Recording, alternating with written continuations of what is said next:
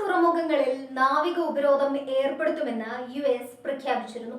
US ഉപരോധമുള്ള മേഖലകൾക്ക് സമീപം വരുന്ന കപ്പലുകളെ തകർക്കുമെന്നാണ് USന്റെ മുന്നറിയിപ്പ്.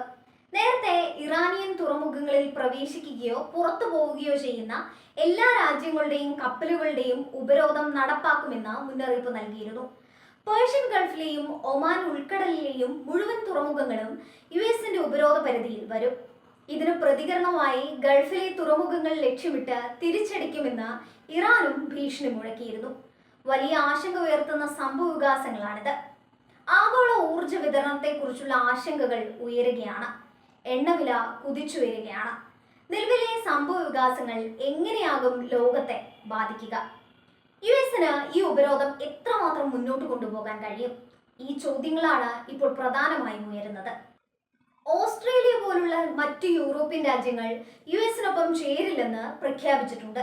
ഇത് USന് തിരിച്ചടിയായേക്കും എന്നാണ് വിലയിരുത്തൽ.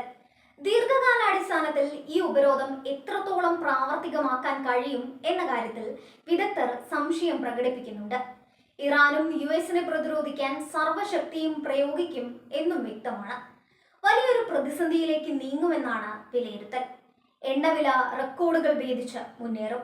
ലോകം വലിയ പ്രതിസന്ധിയിലേക്ക് നീങ്ങും. ഈ ഉപരോധം ഇറാനെ ഏറെ പ്രതികൂലമായി ബാധിക്കുമെന്നാണ് വിദഗ്ധർ പറയുന്നത്.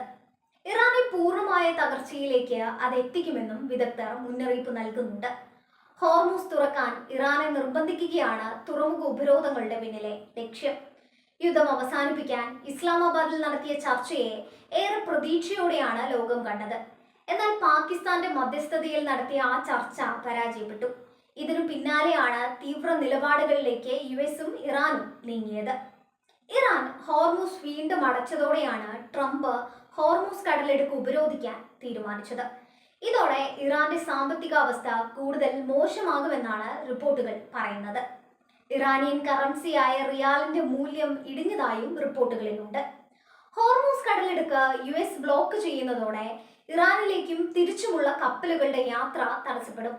ഇറാനിൽ നിന്നുള്ള എണ്ണ കയറ്റുമതിയെ അത് സാരമായി ബാധിക്കുമെന്നും വിദഗ്ധർ ചൂണ്ടിക്കാട്ടുന്നു. ഇതോടെ ഇറാനിലേക്കുള്ള അവശ്യ വസ്തുക്കളുടെ ഇറക്കുമതിയും മുടങ്ങും. യുദ്ധം പ്രതിസന്ധിയിലാക്കിയ ഇറാനെ അത് കൂടുതൽ പ്രതിസന്ധിയിലേക്ക് തള്ളിയിടുമെന്നാണ് വിലയിരുത്തൽ.